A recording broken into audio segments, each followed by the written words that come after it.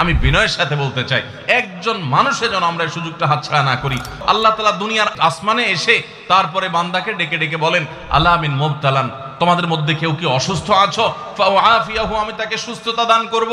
আলা মিন মুস্তাগফিরিন ফাগফির লাহ, তোমাদের মধ্যে কেউ কি আছো ক্ষমা প্রার্থনাকারী, আমি তাকে ক্ষমা করে দিব। এভাবে ডেকে ডেকে আল্লাহ তাআলা দিতে থাকেন।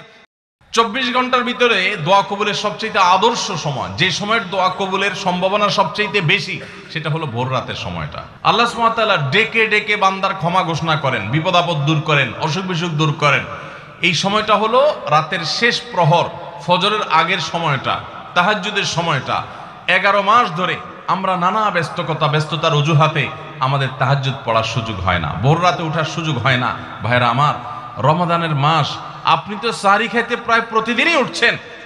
আপনার যেহেতু সাহরি খাওয়ার উদ্দেশ্যে উঠাই লাগে, তো আপনি কেন এই মাসে সাহরির সময় ভোর রাতের এই সময়টাতে যখন আল্লাহর সাধারণ ক্ষমা ঘোষণা করেন, ওই সময়টাতে আপনি কেন শুধুমাত্র খেয়ে পরে আপনি মসজিদে চলে যাবেন ফজরের জন্য? অবশ্যই আপনি সাহরি খেতে উঠলে 2-5 মিনিট সময় বের করে বিশেষভাবে আল্লাহর কাছে দোয়ায় মনোনিবেশ করবেন। আমাদের একটা বড় ভুল হলো সাহরির এই সময়টাকে দোয়ায় আমরা মনোনিবেশ করি না। সম্ভব হলে 2 রাকাত নামাজ পড়েন, 4 রাকাত নামাজ পড়েন। সেটা যদি না পারেন তো সাহরির খানার শেষে অথবা আগে আপনি আপনার রুমে গিয়ে লাইট বন্ধ করে নিরিবিলি জায়গায় একটু আল্লাহর কাছে হাত তুলে একটু চোখের পানি ফেলে চান, দোয়া করেন। দোয়ার এই সুযোগটা 11 মাস আপনি পান না, রমজান মাসে সাহরির উসিলায় পেয়েছেন, তো আপনি সেই সুযোগটা কেন হাতছাড়া করবেন? আমি বিনয়ের সাথে বলতে চাই, একজন মানুষের যেন আমরা এই সুযোগটা হাতছাড়া না করি। আমি পারতপক্ষে কোনোদিন এই সুযোগটা হাতছাড়া করি না ভাইরা। যেদিন কিছুই করতে পারি না, ওইরকম দোয়া করার সময় হয়তো নাই, কোনো কারণে দেরি হয়ে গেছে উঠতে উঠতে, ওই দিন খাইতে খাইতে মনে মনে দোয়া করার চেষ্টা করি, প্লেটটা ধুইতে ধুইতে দোয়া করার চেষ্টা করি। কারণ মুয়াজ্জিন ফজরের আজান যখন দেন, ওয়াক্ত যখন হয়, তার আগ মুহূর্ত পর্যন্ত আল্লাহ তাআলা দুনিয়ার আসমানে এসে তারপরে বান্দাকে ডেকে ডেকে বলেন, আলা মিন মুবতালান, তোমাদের মধ্যে কেউ কি অসুস্থ আছো, ফাউআফিয়াহু, আমি তাকে সুস্থতা দান করব। আলা মিন মুস্তাগফিরিন ফাগফির লাহ, তোমাদের মধ্যে কেউ কি আছো ক্ষমা প্রার্থনাকারী, আমি তাকে ক্ষমা করে দিব। এভাবে ডেকে ডেকে আল্লাহ তাআলা দিতে থাকেন। টোটাল 24 ঘন্টার মধ্যে যেই সময়টার দোয়া ফেরত দেয়া হয় না, যেই সময়টার দোয়া মিস হওয়ার সম্ভাবনা খুবই কম, আপনার দোয়ার বেসিক শর্তগুলো ঠিক থাকলে এই দোয়া কবুল হওয়ার সম্ভাবনা জোরালো, সেই সময়টা হলো ভোর রাতের সময়টা। রমজান মাসে এই সময়টাতে দোয়ার যে সুযোগ তৈরি হয়, দোয়ার যে বিশাল সুযোগ আপনি পান, এই সুযোগটা হাতছাড়া করে আপনি শুধুমাত্র খেয়ে দিয়ে এই সময়টাকে পার করে দেন, এটা কখনো বুদ্ধিমানের কাজ হতে পারে না। এই জন্য রমজান মাসের ভুলগুলোর মধ্যে থেকে একটা হলো যে সাহরির সময়টাতে, ভোর রাতের সময়টাতে, দোয়া কবুলের গুরুত্বপূর্ণ সময়টাতে আমরা দোয়া তো করিই না। অনেকে ওই সময় আজকাল সাহরি পার্টি বের করেছেন, তামাশা বের করেছেন, অনেকে টেলিভিশনের প্রোগ্রাম দেখেন। কোন চ্যানেলে সাহরির সময়ের কোন প্রোগ্রাম আমরাও মাঝে মধ্যে এগুলো আগে রেকর্ড করা থাকে। সাহরির সময় আমরা টেলিভিশনে প্রোগ্রাম করতে চাই না, আগে রেকর্ড করা থাকে, সেগুলো চলে। এগুলো হলো তাদের জন্য যারা টেলিভিশনে হারাম জিনিস দেখবে, ওই টাইমটাতে সে যেন হারাম জিনিস না দেখে ভালো কিছু দেখে। আপনাদেরকে আমরা বলবো, কখনো ওই ভোর রাতের ওই সময় ইসলামিক প্রোগ্রামও দেখতে যাবেন না। আপনি ওই সময়টাতে আল্লাহর সাথে কথা বলবেন, ওই টাইমটা ইবাদতের সময়, ওই টাইমটা দোয়া এবং রোনাজারের সময়। আমরা বেশিরভাগ মানুষ এই ভুলটা করি যে রমজানে আল্লাহর কাছে পাওয়ার এই বিশাল সুযোগ আমরা হাতছাড়া করে ফেলি। আমরা এখন থেকে সাহরিতে উঠলে দোয়া করবো তো ইনশাআল্লাহ। আল্লাহ আমাদের সবাইকে তৌফিক দান করুন। অনেকে রোজা রেখে থুতু গিলাটাকে দোষণীয় মনে করেন যে রোজা রেখে বোধহয় থুতু গেলা যায় না, এই জন্য ঘন ঘন থুতু ফেলে দেখবেন অনেকে আছেন। বিশেষ করে নতুন নতুন যখন রোজা রাখে পোলাপান, তখন দেখবেন যে মিনিটে মিনিটে থুতু ফেলে। আছে না নাই? এই ঘন ঘন রোজা রাখে, আপনার থুতু ফেলে কেন? কারণ মনে করতেছে থুতু গিললে তার রোজা ভেঙে যাবে। ভাই, থুতু যদি আপনি না গিলেন আপনি বাঁচবেন? থুতু না গিললে কেউ বাঁচবে? যতই আপনি থুতু ফেলেন, আপনার থুতু তো কিছু না কিছু ভিতরে যাবেই। যদি না যায়, গলা শুকিয়ে গেলে তো আপনি মরেই যাবেন। তো এই জন্য এটা একটা ভুল যে আমরা মনে করি থুতু ফেলা লাগে। রোজা রেখে রোজার কারণে এক্সট্রা কোনো থুতু ফেলার দরকার নাই। হ্যাঁ, আপনার মুখে বালু চলে আসছে, একটা মশা ঢুকে গেছে, আপনি রোজা আছে, এটা যেন ভিতরে না যায় সেজন্য থুতুটা ফেলে দিলেন, এটা ভিন্ন কথা। আপনি বেসিনে গিয়ে ফেলে আপনি একটু পানি ঢেলে দিলেন। কিন্তু রোজা রেখে ঘন ঘন থুতু ফেলতে হবে, থুতু গিলা যাবে না, এরকম কোনো কথা নাই। এটা আমাদের একটা ভুল, রমজান কেন্দ্রিক একটা ভুল। আমরা বেশিরভাগ মানুষ রমজান মাসে ফজরের নামাজ পড়ে এসে ঘুম দেই। আপনার যদি রাতে ঘুম না পুরে আবার দিনে ডিউটি থাকে, ঘুম একটু যদি যাওয়াই লাগে, তো ফজরের পর পর ঘুমাবেন না। আলহামদুলিল্লাহ আমাদের বাসায় আমরা এটার প্র্যাকটিসটা প্রতি বছর খুব হার্ডলি করার চেষ্টা করি। ফজরের পর পর কোনো ঘুম নেই, ফজরের পর একটু কোরআন তেলাওয়াত করেন। প্রথম প্রথম চোখ ভেঙে আসবে, কারণ আপনি ভোর রাতে উঠছেন, অভ্যাস নাই, তো যাতে চোখে ঘুম না আসে সেজন্য নানান বুদ্ধি বাইর করে ঘুম দূর করেন, একটু উঠবস করেন। ওই টাইমে বসে ফজরের পরে আপনি তেলাওয়াত করেন, জিকির আজকার করেন, সকাল সন্ধ্যার দোয়াগুলো পড়েন, একটু দোয়া করেন, রমজানের কিছু আমল করেন।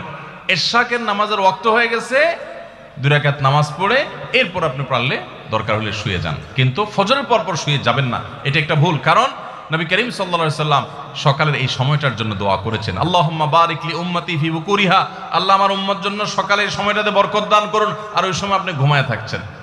তো রমজান মাসে আমরা এটা একটা ভুল করি, এটা আমরা করব না যথাসম্ভব।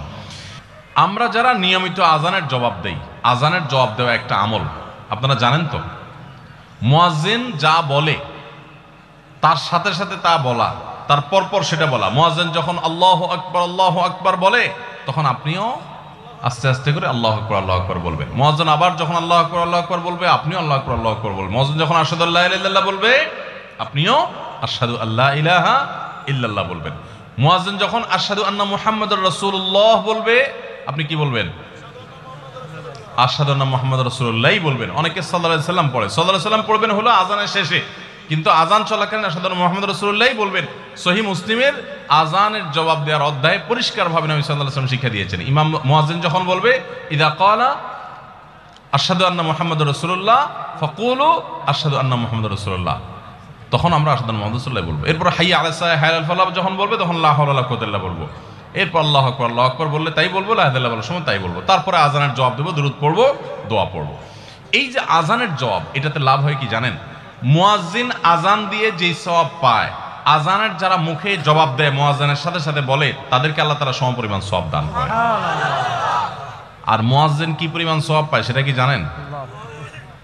কোন মুয়াজ্জিন যদি আল্লাহকে খুশি করার জন্য আজান দেয়, দুনিয়ার উদ্দেশ্য তার কাছে না থাকে, বরং আল্লাহকে খুশি করাটাই তার উদ্দেশ্য থাকে, তাহলে এই মুয়াজ্জিনের ফজিলত হলো, ওই মুয়াজ্জিনের আজান শুনে যত মানুষ মসজিদে আসবে, ওই ওয়াক্ত নামাজে যত মানুষ শামিল হবে, সবাই যে পরিমাণ সওয়াব পাবে, যার যার অ্যাকাউন্টে যাবে, বোনাস হিসাবে সবার সমপরিমাণ সওয়াব মুয়াজ্জিনকে দেওয়া হবে।